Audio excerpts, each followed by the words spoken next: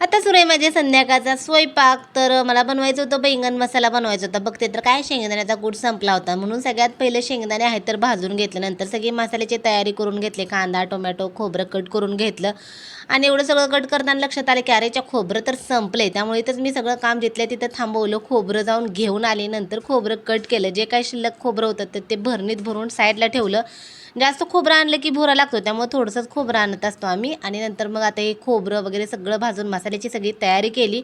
शेंगदाणे भाजून थंड झाले की असं खात खात माझं काम सुरू होतं. आता तुम्हाला वाटेल कितीही शेंगदाणं खाते ठेवते का नाही, त्यामुळे शेंगदाणे भाजले ना ठेवायचे नाहीत जास्त वेळ, आहेत नाहीत तेवढं सगळं संपतील. त्यामुळं भाजून झाले की थंड झाले की लगेच मिक्सरमध्ये बारीक करून त्याचा कूट तयार केला.